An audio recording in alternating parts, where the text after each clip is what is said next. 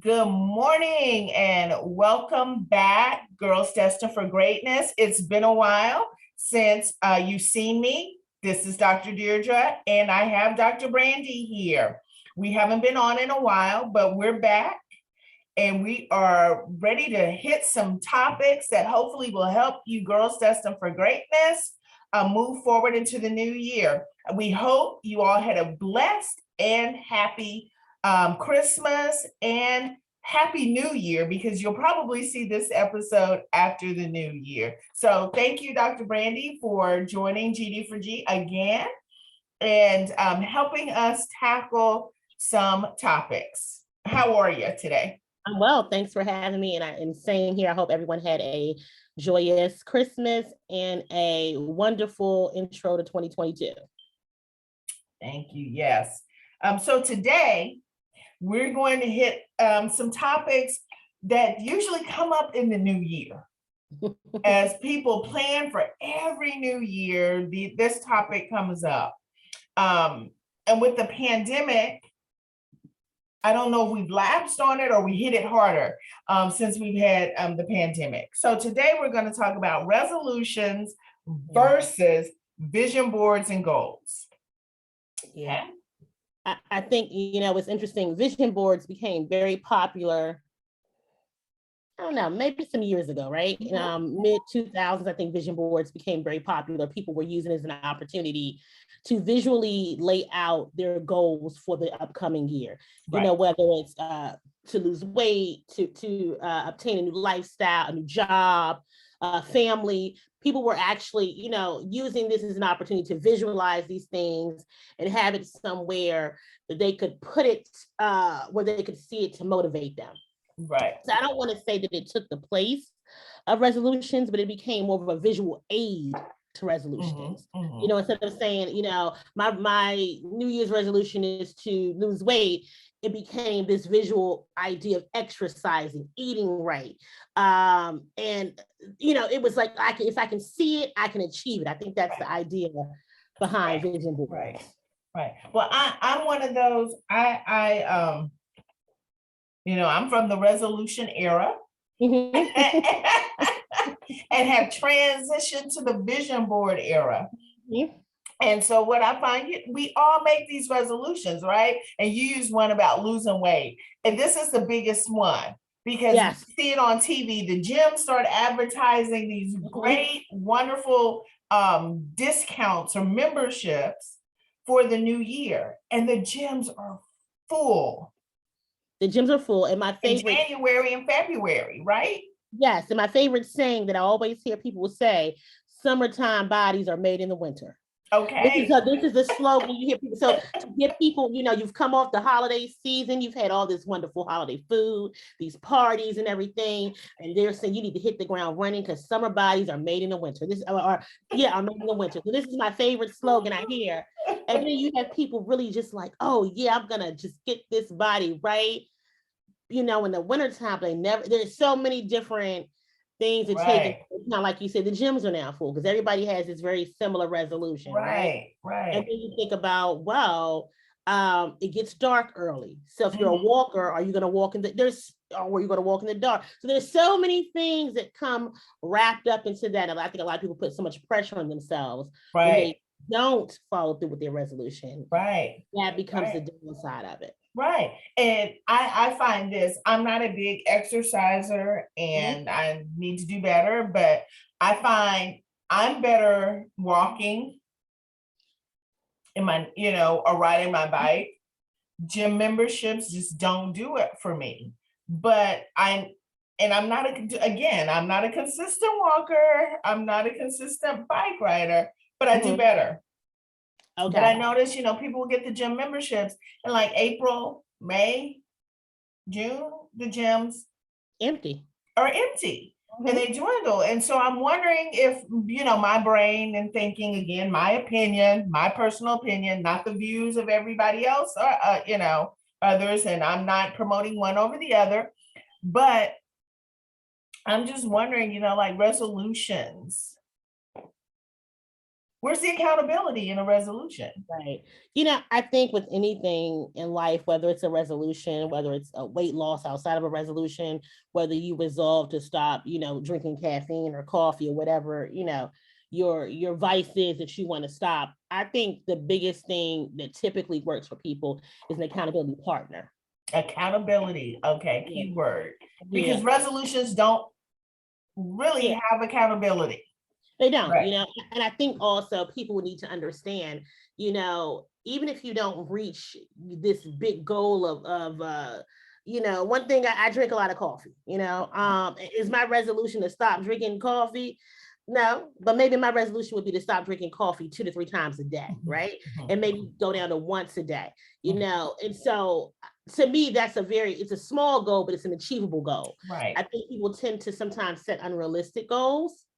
And they don't think about the steps it takes to get to those goals. You know, if you drink, we'll say soda. I don't drink soda anymore, thankfully, but if you drink soda right now, and I'm not saying that you can, but say you drink 3 sodas a day, right? Maybe your small goal is to drink 2. Right. You know, and then to gradually decrease to 1.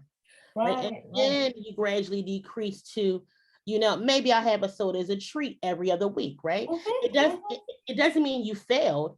Right. It means you've taken the steps that are appropriate for you, that are achievable for you, right? So I think that's what people, they get so wrapped up in. If I don't reach this goal, then I fail. No, set very realistic goals.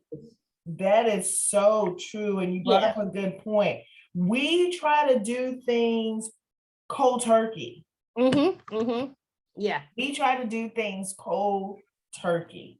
And we think, but I think that's society. We've decided that we have to have things instantly. And if they don't come instantly, they don't work. And sometimes I know I'm hard on myself in that way as well. But it's the gradual steps. And that's kind of what I like about vision boards. You mentioned accountability partner. And you and I attended a vision board party, a virtual vision board party a couple of weeks ago or a week ago. And we just had a great time fellowshipping and sharing, working on our vision boards virtually, talking about things that we were thinking about and talking about other things, but then also at the end, sharing our vision boards with each other. And I kind of like vision boards because it is a visual accountability. It's an accountability versus that resolution that says, I'm going to work out more so I can lose weight. I have nothing to hold me accountable to going to the gym. Right. But I am going to walk into the room where my vision board is posted every day. You see this visual of exercise. See that visual of exercise, which I did not put on my vision board, GD4G this year. I did not put it on there this year because I need that to be a lifestyle. If I'm going to go walking, I need to go walking. I think the thing is, I think you hit it. I think instead of making, I want to lose 50 pounds, I think maybe it should be, I want to develop a healthier lifestyle. Because that's a long-term thing instead of a quick fix, I guess. I don't want to say a quick fix, right? Because any weight loss is a successful thing, is a wonderful thing. Yes. I also think that a healthy lifestyle long-term is also a great thing. Absolutely, absolutely, absolutely. So I just focus on my vision board. Like the vision board are things that that aren't, they're not normally, they're within my control, but I have to take some extra steps beyond what is normal. Yeah. And I don't want to say normal in my life because exercising is taking an extra step. But if it becomes a lifestyle, if you go walking, you know, maybe it's 3 times a week, maybe you only get it in once a week. It's a lifestyle. You go walking. Yeah. But there are things that I want to accomplish that that will change my lifestyle. So they're milestones, right? They're milestones. They're milestones that ultimately lead you or help you achieve the goal of healthy lifestyle. Right. And so an example, so like some of our GD4Gs are getting ready to go to college. Yes, the college 15. Okay. And they don't know, they don't have a clue, where they want to go because they have so many. Yeah. So like that vision board needs to list, I need to visit my top 5 colleges and list them out. Or maybe it is you're in college and you're going to need to find some scholarships. So your vision board is, I'm going to research or find or fill out 5 scholarship applications. And it could be, I'm going to do X amount of scholarships applications in X amount of weeks, right? Yes. My ultimate goal is to, by the end of the year or end of the month or end of the semester, to have applied for 10 scholarships. Yes, that kind of thing. So those are the kinds of things when I talk about, like, I didn't put exercise on there this year. Those are the kinds of things. No, Dr. Deirdre's not applying for college again or joining that. I might, but but my point is something sustainable. Yeah, absolutely. And again, don't be intimidated, right? Don't pick this huge, intimidating goal that oh God, if I don't meet this, I'm a failure. No, you pick something that's sustainable. You create milestones along the way that ultimately help you achieve the bigger goal. Exactly. And how many, and we know scholarship applications, some of them are easy, lickety split.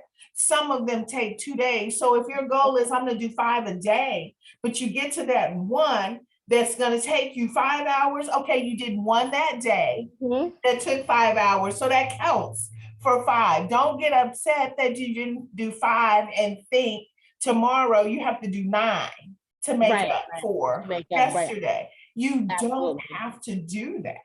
Absolutely. Extend yourself some grace. Extend yourself grace, Exactly. Because what happens, anxiety builds up, stress builds up. I know, because I'm one of those people. If I don't get everything done on the list for the day, I have a problem. And so I'm learning it is okay. Look, you just spent 3 hours with your head in a book or on the computer. You can rest. You don't have to be in another book or on the computer again. You can rest. So it's extending grace. And so GD4G's Dr. Deirdre is learning to extend herself some grace too. So it's okay. But I do love my vision board because it's an accountability. And what I've learned over the years, I can probably go and pull some vision boards out of the closet from previous years. I haven't hung mine up for the next year yet because it's not next year yet. But I can pull them out and I can look at them and I see how I've evolved with my vision boards. And now I put more thought than the resolution. And I'll say this, there is absolutely nothing wrong with either, right? I don't prefer one over the other. I think for me, because I'm not a creative person, I don't do vision boards. Okay, right. I was going to mention, like, what can we do if that's not for you? You don't like creative. And it's not that I don't think they're wonderful. I think about my lack of artistic skill and creativity, and I'm just like, mine isn't going to look that good.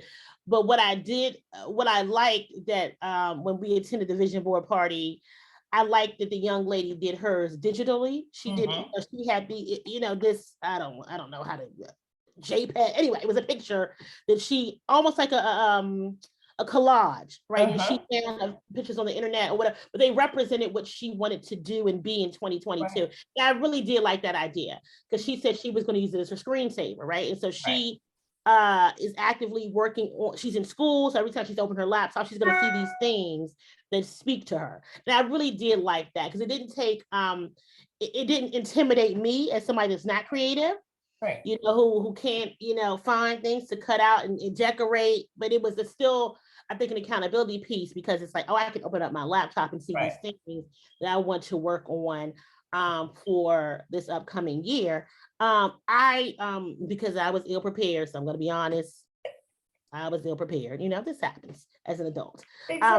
I try to I wrote down some things, right? And what I'll do is I'll translate these into things that will motivate me, whether it be the screen, like a screensaver, but words like slogans. But so as you ladies were talking about your vision boards and showing, you know, these wonderful pieces of art that you did, you know, they were inspiring, right? So I'm like, oh, okay, I can probably do this if I took the time, but my creativity isn't there. So I mean, to me, I don't prefer one over the other. I think if I was a creative person, I probably would do vision boards.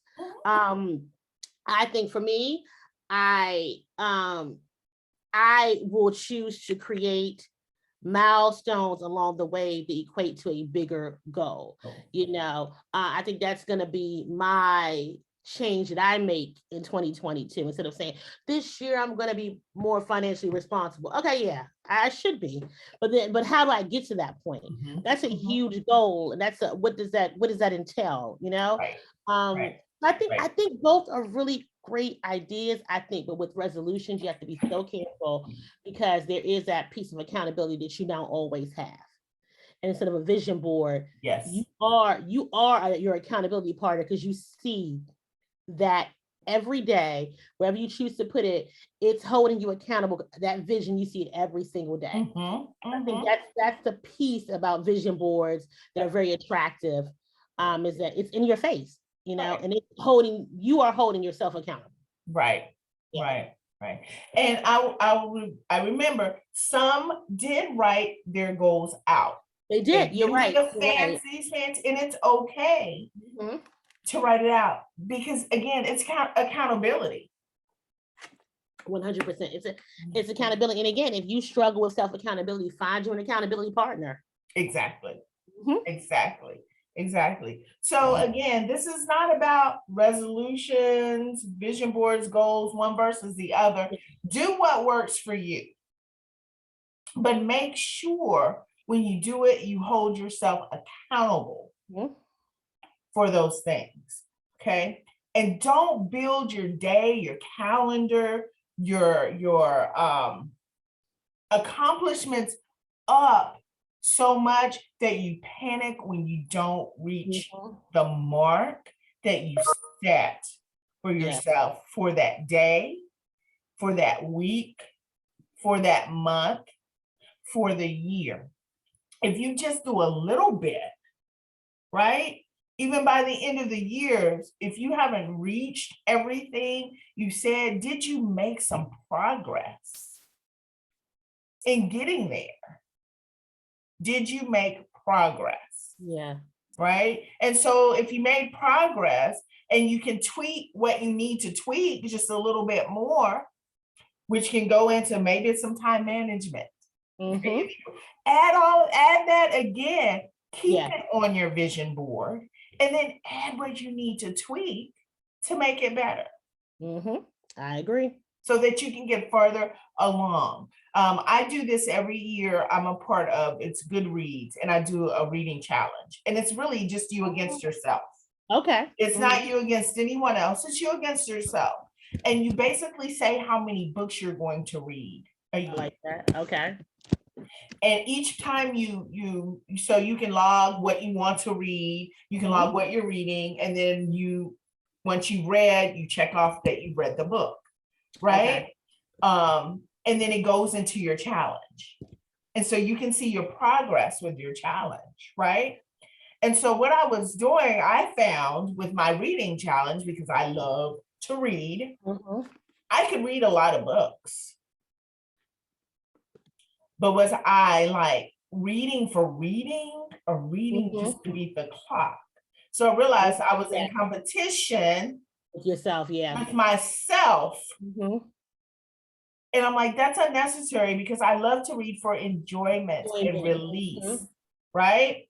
So I scaled back from reading 100, books a year, 50, 60, 70. This year, I only chose to read 5. Ah, okay. And then I struggled with myself because I got embarrassed. Like, girl, you read more than this. It takes you no time to read To read, books. yeah. But what I found is that I struggled through it, and then I was like, and then the clock caught me. And I have like 4 pages left of a book that I've been reading since January, right? And it's like a self-help book. And so it's my last of my 5. Okay. And I have 4 pages left, but I started to panic that I wouldn't even reach that for reading 5 books. And it's like, why are you panicking? Who cares? Yeah, who cares? Yeah. If you get, and then I'm looking, I'm going, it's just 4 pages. And if you read 2 or 3 pages, read 2 pages, and you're going to make your goal. You're going to reach it. But what I found in going back and getting rid of that, what I found in just taking the time and saying, I'm just reading 5 books, is I get to enjoy what I enjoy. And that's the act of reading. Yes. And learning new information, or just reading something that is totally fictitious and funny and just, I'm going, this could never have happened in real life, but then again, it could happen in real life. So I got a chance to go back to not reading for competition against myself, but for reading for the enjoyment of reading, which is what relaxes me. Yeah. And what I need to separate myself sometimes from the rest of the world. And I'm like, you know what, 5 a year is not a bad challenge to stick with. Yeah, no, it's not. And it's interesting you say that. One of my goals over the break is to read 2 books. Okay. And if I don't finish both, I'm okay with that. Like, because I just, I haven't, it's been so long since I've read for enjoyment and not for academic purposes. Right. So I've spent the past, I think I started reading this one on Monday. So I'm more than halfway through, right? And I'm enjoying it. Good. I'm 100% enjoying it. I'm caught up in the story of it all. Good. And, I'm just like, oh, this is taking me back to when I would read as a child and get lost in books for hours and hours. And just, it creates a whole new world. So I'm really reading for the enjoyment. If I don't finish both of these by the end of the, by the new year, I'm okay with that, because I'm reading for the pure enjoyment of it all, because I don't get to do that often. Right. And then you get to learn about, like, I've just read a book a couple weeks ago from an author I knew about. The author's been around for years, but I never picked up one of his books. Okay.